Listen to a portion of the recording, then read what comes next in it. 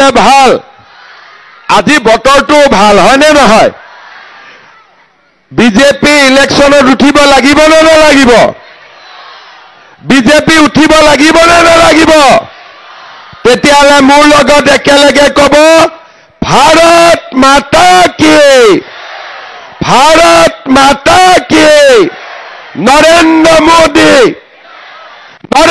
মোদী কচুগাঁৱৰ কাৰ্যকৰ্তা বহুত বহুত ধন্যবাদ আজিৰ সভাত আমাৰ মাজত উপস্থিত আমাৰ মন্ত্ৰী অশোক সিংহাল ডাঙৰীয়া আমাৰ সাধাৰণ সম্পাদক সংগঠন জি আৰ ৰবীন্দ্ৰ ৰাজু ডাঙৰীয়া দীপ্লু ৰঞ্জন শৰ্মা ডাঙৰীয়া ৰাজীৱ ব্ৰহ্ম ডাঙৰীয়া জীৱেশ ৰয় ডাঙৰীয়া দুৰ্গা হাজদা ডাঙৰীয়া সুভাষ তিৰ্কী ডাঙৰীয়া জাগীৰ সোৰেন ডাঙৰীয়া ধৰম বসুমতাৰী ডাঙৰীয়া বিভূতি বৰগোহাঁই ডাঙৰীয়া মহেশ্বৰ বসুমতাৰী ডাঙৰীয়া মনোৰঞ্জন ব্ৰহ্ম ডাঙৰীয়া কবিতা বসুমতাৰী ডাঙৰীয়া সুমকা হাজদা ডাঙৰীয়া মোহন কিস্কু ডাঙৰীয়া মণ্ডল হাজদা ডাঙৰীয়া উপস্থিত ৰাইজ আই মাতৃসকল আৰু যুৱক যুৱতী বন্ধু বান্ধৱীসকল যোৱা 1 তাৰিখৰ পৰা মই গোটেই বিটিআৰত ওদালগুৰিৰ পৰা গোমালৈকে ফকিৰাগামলৈকে প্ৰায় 30খন মিটিং মই নিজে কৰিছো আজি কোকৰাঝাৰ জিলাত আমাৰ আটাইতকৈ ডাঙৰ মিটিং আজি কচুগাঁৱত অনুষ্ঠিত হৈছে মই কচুগাঁৱৰ ৰাইজক বহুত বহুত ধন্যবাদ আৰু কৃতজ্ঞতা জনাইছো ৰাতিপুৱা মোক জনোৱা হৈছিল যে বৰষুণ আহিব আৰু বৰষুণৰ কাৰণে কোকৰাঝাৰলৈ হেলিকপ্টাৰ নুৰিব তেতিয়া আমি কৈছিলো অশোক সিংহালক মই ফোনত কৈছিলো যে হেলিকপ্টাৰ নুৰিলেও মই গাড়ী দি হলেও কচুগাঁৱলৈকে আহিম কিন্তু আজি সময়মতে মই মিটিঙতো আহিব পাৰিলো আৰু আপোনালোকৰ উৎসাহ আৰু আপোনালোকৰ আমাৰ বিজেপিৰ প্ৰতি মৰম দেখি সঁচাকৈ মই নিজে গৌৰৱ অনুভৱ কৰিছো আৰু আপোনালোকক মই বহুত বহুত ধন্যবাদ জ্ঞাপন কৰিছো শ্ৰদ্ধাৰ ৰাইজ আপোনালোকে জানে যে আগষ্ট মাহত আমাৰ বড়োলেণ্ড টেৰিটৰিয়েল ৰিজন বিটিচিৰ নিৰ্বাচন ঘোষণা হ'ব আমাৰ বিটিচিত আগষ্টৰ শেষত বা তৃতীয় সপ্তাহত নিৰ্বাচন ঘোষণা হ'ব আৰু সেপ্টেম্বৰ মাহৰ লাষ্ট উইকত দুৰ্গা পূজাৰ আগতে আমাৰ ইলেকশন হ'ব গৈ আছে শ্ৰদ্ধাৰ ৰাইজ আগতে বিজেপিয়ে বিটিআৰত বহুত ভালকৈ ইলেকশন নেখেলিছিলে কেতিয়াবা 10টা সিটত কেতিয়াবা 15টা সিটত যোৱাবাৰ আমি 24টা সিটত ইলেকশন খেলিছিলো আৰু 24টা সিটৰ ভিতৰত আমি 9টা সিট জিকিছিলো আৰু বিটিআৰৰ চৰকাৰ বনোৱাত আমি সহায় কৰিছিলো কিন্তু আমাৰ দলৰ কাৰ্যকৰ্তাসকলে আমাক কৈ আহিছে যে নহয় বিজেপিয়ে বিটিআৰত শক্তিশালীভাৱে ইলেকশনত উঠিব লাগে আৰু বিটিআৰ চৰকাৰ গঠনত বিজেপিয়ে আটাইতকৈ গুৰুত্বপূৰ্ণ ভূমিকা ল'ব লাগে। মই আমাৰ দলৰ কাৰ্যকৰ্তাসকলৰ অনুৰোধ শুনি মই সিদ্ধান্ত লৈছিলোঁ যে মই বিটিআৰৰ প্ৰত্যেকটো সমষ্টিতে নিজে এবাৰ যাম আৰু ৰাইজৰ লগত মই কথা পাতিম। আজি 19 তাৰিখ, যোৱা 1 তাৰিখৰ পৰা আজি 19 তাৰিখলৈকে মই ওদালগুৰিৰ প্ৰত্যেকটো সমষ্টি, তামুলপুৰ আৰু বাক্সা, চিৰাং সকলোতে মই সভা কৰিলোঁ। আজিও কচুগাঁও আৰু চৰাইবিল আৰু এদিন মই যদি কোকৰাঝাৰত আহোঁ, মোৰ 40টা সমষ্টিতে ৰাইজৰ লগত কথা পতাৰ সৌভাগ্য হ'ব। সকলো মিটিঙতে মই ৰাইজক সুধিছোঁ যে ৰাইজ, আপোনালোকে আমাক কওক, বিজেপিয়ে ইলেকশ্যনত উঠিব লাগে নে নালাগে? য'ত য'ত ৰাইজে মোক কৈছে যে বিজেপি ইলেকশ্যনত উঠিব লাগে, তাতে আমি উঠিম। আৰু য'ত যদি ৰাইজে মোক কৈছে উঠিব নালাগে, আমি নুঠো। কিন্তু এতিয়ালৈকে কোনেও কোৱা নাই উঠিব নালাগে বুলি। এতিয়া মই কচুগাঁও ৰাইজক সুধিব খুজিছোঁ, বিজেপিয়ে কচুগাঁৱত ইলেকশ্যন উঠিব লাগে নে নালাগে? লাগে নে নালাগে? উঠিলে আমি জিকিম নে হাৰিম? অলপ ডাঙৰ কৰি ক'ব লাগিব সকলোৱে শুনাকৈ। উঠিলে আমি জিকিম নে হাৰিম? পাক্কা জিকিম? ঠিক আছে। এতিয়া ৰাইজক মই কেইটামান কথা ক'ব খুজিছোঁ। আপোনালোকে চাওক যে মই অসমত যোৱা 25 বছৰ মই মন্ত্ৰী হৈ আছোঁ। যোৱা 5 বছৰ মই অসমত মুখ্যমন্ত্ৰী হৈ আছোঁ। সেই কাৰণে মোৰ সকলোৰে লগত ভাল। প্ৰমোদ বড়োৰ লগতো ভাল, হাগ্ৰামা মহিলাৰীৰ লগতো ভাল, UPPLৰ লগতো ভাল, BPFৰ লগতো ভাল। মই যদি তেওঁলোকক কওঁ যে 10টা সিট আমাক দিয়ক আৰু আপোনালোকে 30টা সিটত ইলেকশ্যন উঠক, 10টা সিটত বিজেপিয়ে ইলেকশ্যন উঠিলেহেঁতেন, সকলোৱে বিজেপিক সমৰ্থন কৰিলেহেঁতেন। কিন্তু 10টা সিটেদি চৰকাৰ নহয়। চৰকাৰ নহ'লে আমি ৰাইজৰ কাম কৰিব নোৱাৰোঁ। সেইকাৰণে এইবাৰ আমি এটাই সিদ্ধান্ত লৈছোঁ যে BPFও আমাৰ শত্ৰু নহয়, UPPLও আমাৰ শত্ৰু নহয়। কিন্তু এইবাৰ কোকৰাঝাৰত বিজেপিয়ে চৰকাৰ গঠনত আটাইতকৈ গুৰুত্বপূৰ্ণ ভূমিকা ল'ব লাগিব। শ্ৰদ্ধা ৰাইজ, আপোনালোকে দেখিছে 2022 চনত বিটিআৰ গঠন হ'ল আৰু আজি 2003 চনত বিটিআৰ গঠন হ'ল। আজি 2025 চন, কিমান দিন হ'ল? 22 বছৰ। সহজ কথা নহয়। চাওঁতে চাওঁতে বিটিআৰৰ গঠন আজি 22 বছৰ হৈ গ'ল। এই 22 বছৰৰ পিছতো বহুতো ৰাইজে এতিয়াও নিজৰ সমস্যা সমাধান কৰিব পৰা নাই। আজি 2003 চনত যি ল'ৰা জন্ম হৈছিলে, আজি সেই ল'ৰা বিয়া হোৱাৰ বয়স হ'ল, 22 বছৰ হ'ল। তাৰ মানে ব্ৰহ্মপুত্ৰ দি কিমান পানী বাগৰি গ'ল, কিন্তু আমাৰ বিটিআৰৰ ৰাইজৰ সমস্যা হৈয়ে থাকি গ'ল। কাৰোবাৰ হাতত মাটিৰ কাগজ নাই।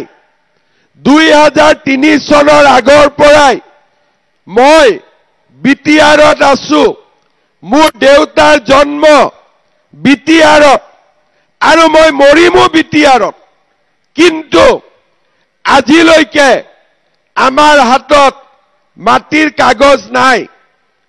আজি আমাৰ বিটিআৰত বহুত জাগাত ৰাস্তা ঘাট নাই, বহুত জাগাত স্কুল কলেজ নাই, বহুত জাগাত খোৱা পানীৰ ব্যৱস্থা নাই, আৰু চৰকাৰী আঁচনিবিলাকো আমাৰ দুখীয়া মানুহে নাপায়।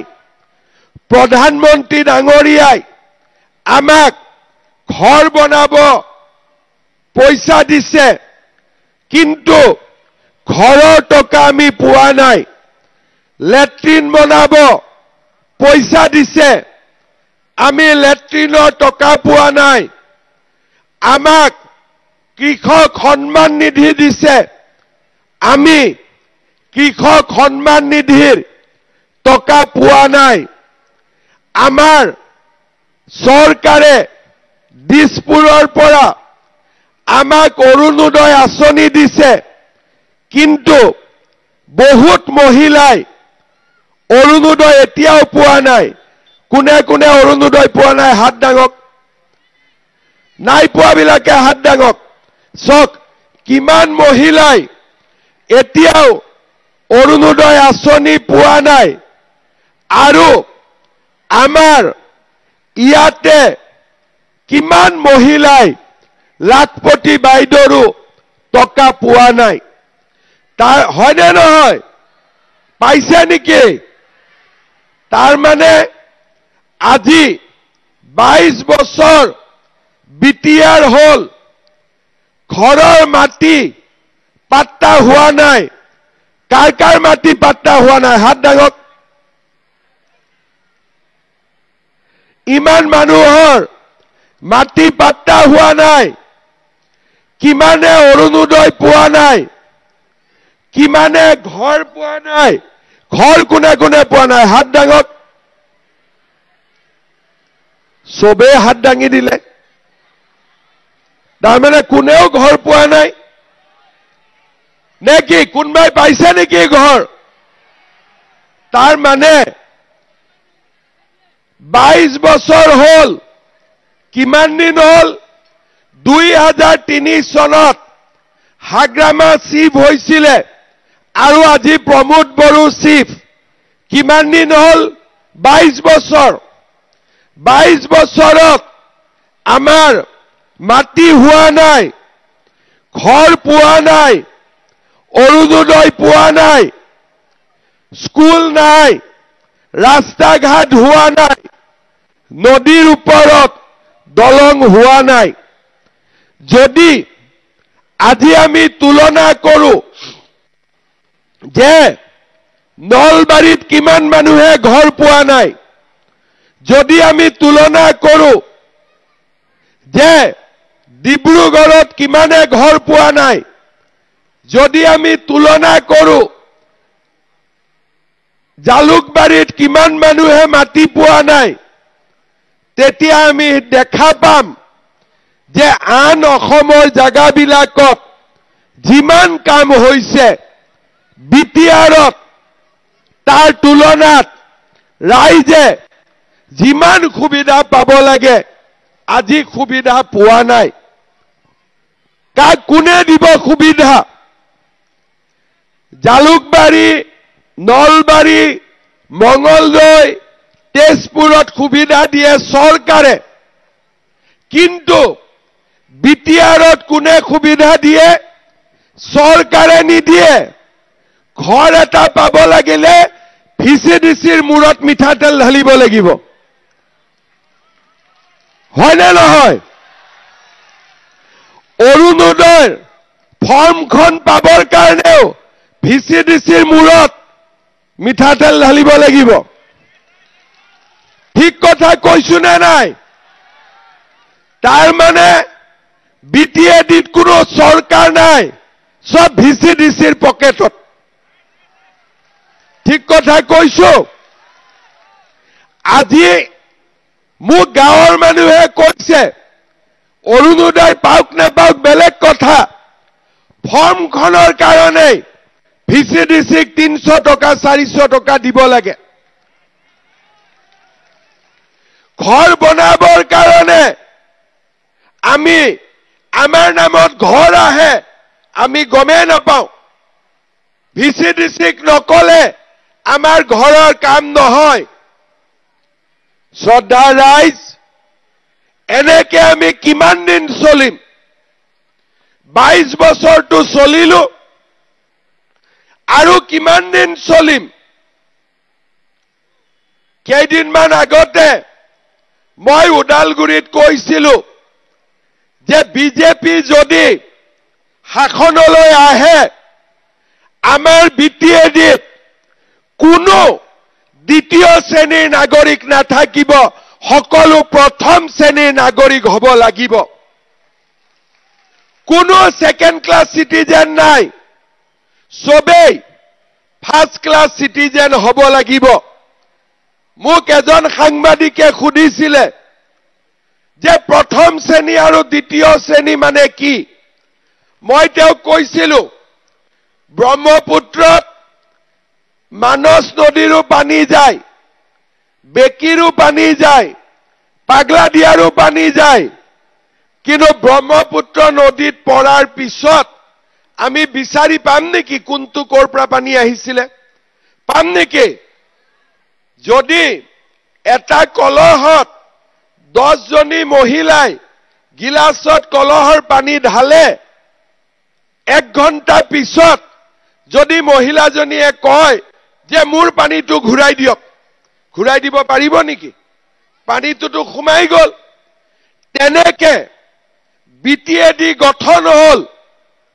26টা জনগোষ্ঠী বিটিএডিত খুমাই গল বড়ো ৰাভা হৰণীয়া কছাৰী মদাহী আমাৰ বৰ্মন কছাৰী ডিমাসা কছাৰী আদিবাসী সান্থাল আমাৰ কোচ ৰাজবংশী নাথযোগী কলিতা গুৰ্খা বঙালী হিন্দী ভাষী আৰু আমাৰ অসমীয়া ভাষী ইয়াত বিটিআৰত সব সোমাই গল এতিয়া আমি তাক কেনেকে ভাগিম যে ই বেলেগ ই বেলেগ ই বেলেগ ই বেলেগ হেতুটো সম্ভৱ নহয় এটা নদীত যেনেকে পানী ভাগ ভাগ কৰিব নোৱাৰি বিটিআৰতো মানুহক ভাগ কৰি লাভ নাই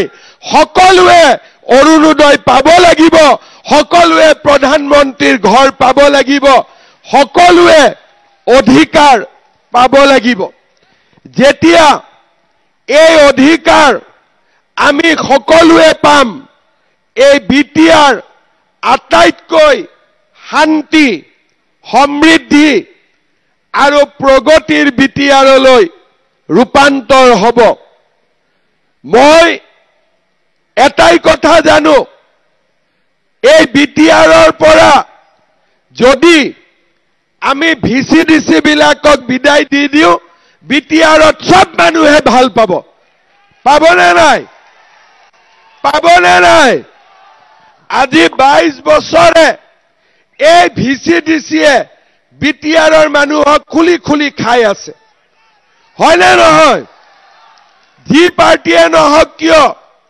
এই ভিচিডিচি বিলাকে ৰাইজক কষ্ট দিছে অশান্তি দিছে চৰকাৰী আঁচনি নোপোৱা হৈছে অহা 22 তাৰিখে মই নলবাৰীত যাম ৰাতিপুৱা 11টাত 23 তাৰিখে জাগিৰোডত যাম ৰাতিপুৱা 11টাত 24 তাৰিখে মই মাৰ্ঘেৰিটাত যাম ৰাতিপুৱা 11 বজাত সকলো মহিলাক টিভিত দেখিব 40,000 মহিলা আহিব লাখপতি বাইদেউৰ টকা লবৰ কাৰণে 40,000 মহিলা আহিব লাখপতি বাইদেউৰ টকা লবলৈ 17 ছেপ্টেম্বৰ আমি 40 লাখ মহিলাক নতুনকৈ অৰুণোদয় আঁচনি দিম আৰু গেছৰ চিলিণ্ডাৰ 950 টকাত কিনিলে বা 550 টকাত কিনিলে আমি মাসকলক 250 টকা ঘূৰাই দিম কিয় এই আঁচনিবিলাক চৰকাৰে কৰে চৰকাৰে ডাইৰেক্ট দিয়ে আমাৰ বিটিআৰক বাদ দি অসমত কোনো ভিচিডিচি নাই ইয়াতে মোৰ দুখ লাগে যে একেই মই স্কিম দিও একেই টকা দিও কিন্তু বৰালি মাছৰ দৰে ভিচিডিচিয়ে সৰু সৰু মাছবিলাক খাই দিয়ে পাব্লিকে একো নাপায় হয়নে নহয় বৰালি মাছে নদীত সৰু সৰু মাছবিলাক খায় নে নাখায় খায় নে মই ভুল কৈছো তেনেকে আমাৰ বিটিএডিত এই ভিচিডিচি বিলাকে গৰীব দুখীয়া বিলাকক খাই থাকে হয়নে এই ব্যৱস্থা বদলিব লাগে আৰু এই ব্যৱস্থা কোনে বদলাব সবকেতো এবাৰ আমি চাই ললো কোনেওতো বদলাব নোৱাৰে সবে ভয় কৰে কিন্তু আপোনালোকৰ আশীৰ্বাদত হিমন্ত বিশ্ব শৰ্মাই ভয় নকৰে আমি দুখীয়া মানুহৰ লগত থাকিম আমি দুখীয়া মানুহৰ লগত থাকিম আৰু সেই কাৰণে এইবাৰ ৰাইজে বিজেপিৰ চৰকাৰ বনাওক যদি নলবাৰীত লাখপতি বাইদেউ পাব পাৰে কচুবিলতো লাখপতি বাইদেউ টকা পাব লাগিব যদি যোৰহাটত ঘৰ পাব পাৰে কচুবিলতো ঘৰ পাব লাগিব যদি মোৰ সমষ্টিত মহিলাই অৰুণোদয় পাব পাৰে কচুবিলতো অৰুণোদয় পাব লাগিব কচুগাঁৱতো পাব লাগিব চৰাইবিল আৰু কচুবিল অলপ পিছত চৰাইবিল যাওঁ কচুগাঁৱতো পাব লাগিব ঠিকে কৈছো নে নাই পাব লাগিব নে নালাগিব কচুগাঁও আৰু চৰাইবিলতো ৰাইজে পাব লাগিব ফকিৰা গ্ৰাম গুমাটো পাব লাগিব দতমা বনৰ গাঁৱতো পাব লাগিব হয় নে নহয় ঠিক কথা কৈছো নে নাই আজি আমাৰ গুৱাহাটীত পুলিচৰ চাকৰি ওলাই সব লৰাই দৌৰিব যায় কাকো টকা নালাগে গুৱাহাটীত পুলিচৰ চাকৰিৰ কাৰণে ফৰেষ্ট গাৰ্ডৰ কাৰণেও কোনেও তামোল এখনো খুৱাব নালাগে মই কৈ আছো তামোল এখনো খুৱাব নালাগে কিন্তু কোকৰাঝাৰৰ চাকৰি আমি এনেকে তামোল নোখোৱাকৈ পাব পাৰো নেকি আজি দিছপুৰৰ চাকৰি যেনেকৈ দুৰ্নীতি নাই স্বজন দুখন নাই খেলিমেলি নাই তেনেকে কোকৰাঝাৰৰ চাকৰিও আমি ধুনীয়াকৈ দুখীয়া মানুহক দিব পাৰিব লাগিব বিজেপি অহাৰ আগতে অসমতো ঘোটালা আছিলে এটা চাকৰিত মেজিষ্ট্ৰেটৰ চাকৰিত 1 কোটি টকা দিব লাগিছিলে এটা মাষ্টৰৰ চাকৰিত 10 লাখ টকা দিব লাগিছিলে পুলিচৰ চাকৰিত 2 লাখ টকা দিব লাগিছিলে মই 1.5 লাখ চৰকাৰী চাকৰি দিছো যদি মই 5 লাখ টকা কৰি ঘোষ ললোহেঁতেন মোৰ ঘৰত হাজাৰ হাজাৰ কোটি টকা জমা হলহেঁতেন কিন্তু আজি আমি অসমত এনেকুৱা কৰিছো যে অসমৰ চাকৰিৰ কাৰণে কোনো বাপৰ বেটাই তামোল এখনো খাব নোৱাৰে তামোল এখনো ঘোষ খাব নোৱাৰে তেনেকে কোকৰাঝাৰৰ চাকৰিও আমি তেনেকৈ দিব লাগিব কেতিয়া দিব পাৰিম যেতিয়া দিল্লীতো বিজেপি দিছপুৰতো বিজেপি কোকৰাঝাৰতো বিজেপি যেতিয়া এই সকলো জায়গাতে বিজেপি থাকিব আঁচনিও দুৰ্নীতি নোহোৱাকৈ পাব চাকৰিও দুৰ্নীতি নোহোৱাকৈ পাব আৰু আমাৰ ৰাইজৰ সমস্যাসমূহ সমাধান হ'ব মই এনেই কোৱা নাই 2020 চনৰ আগতে কোনেও ভাবা নাছিল যে আমাৰ বিটিয়াৰ শান্তি হ'ব 2019 চনত আমি বিটিয়াৰ চুক্তি কৰিলো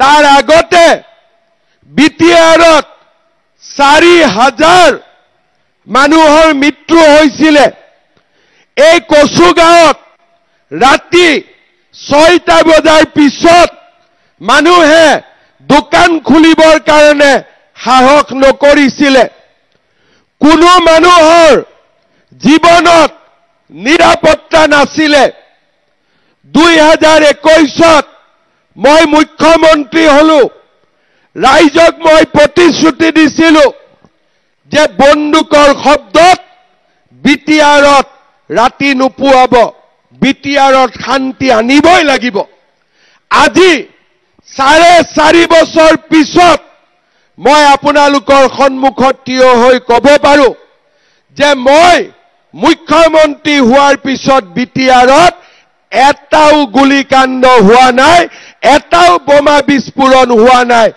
এটাও সাম্প্ৰদায়িক সংঘৰ্ষ গোষ্ঠীগত সংঘৰ্ষ হোৱা নাই কিমান গণ্ডগোল মুছলমানৰ লগত আদিবাসীৰ লগত বড়োৰ লগত কিমান ঘটনা ঘটি গল কিন্তু মই মুখ্যমন্ত্ৰী হোৱাৰ পিছত এই বিটিআৰত ৰাতি 12টা বজাতো যদি দোকান খুলি থাকে কোনো চিন্তা নাই কাৰণ যাৰ হাতত যিমান বন্দুক আছিল সব বন্দুক মই লৈ ললো সব বন্দুক মোৰ ওচৰত জমা আছে গাতত থাকা কেটাও খুজি ললো গাতৰ ওপৰত থকাও ললো গাতৰ তলত থকাও ললো বিটিআৰত কোনে শান্তি আনিলে বিজেপিয়ে শান্তি আনিলে আৰু বিটিআৰত ৰাইজক কোনে অধিকাৰ দিব পাৰিব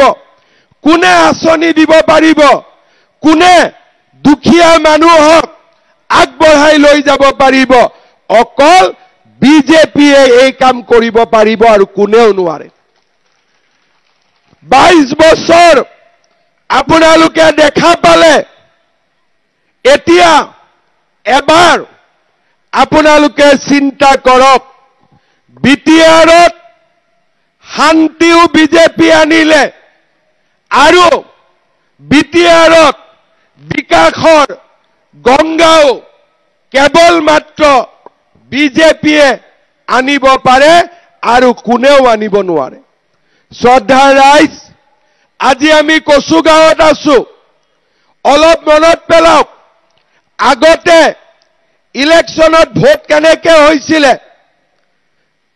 মটৰচাইকেলত লৰা আহি গল পিঠিত AK-47 এই অমুকক ভোট দিবি বাস ইলেকশ্যন হৈ গল ভোট দিবই যাব নালাগে বেলেগে ভোট মাৰি দিলে কিন্তু এতিয়া আপোনালোকৰ ওচৰত কোনেও AK-47 লৈ নাহে নমস্কাৰ কৰি ভোট খোজে যে মোক ভোটটো দিব আৰু হয়নে নহয় বিজেপিয়ে নমস্কাৰ কৰি আছে UPPL নমস্কাৰ কৰি আছে, BPF নমস্কাৰ কৰি আছে।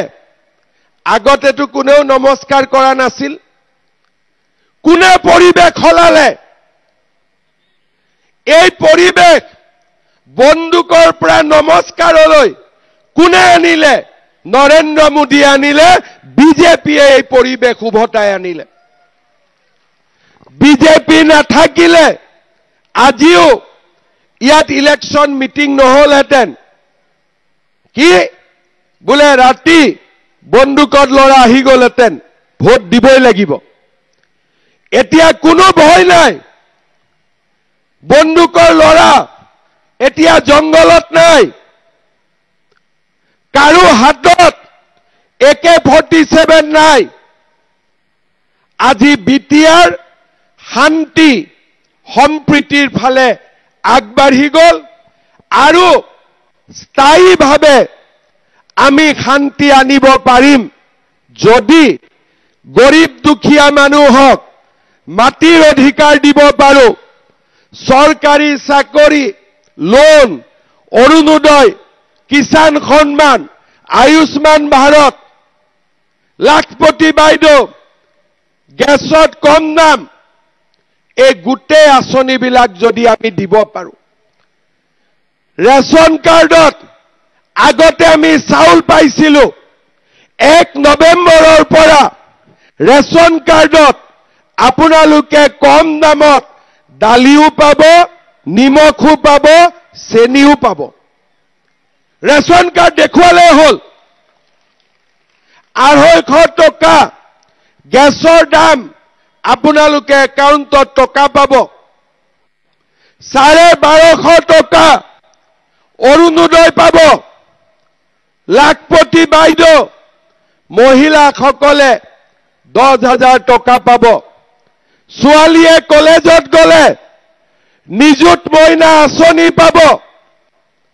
মেট্ৰিক পৰীক্ষা দিয়া ল'ৰাইও পঢ়িবৰ কাৰণে 300 টকাকৈ বেংক একাউণ্টত পাব।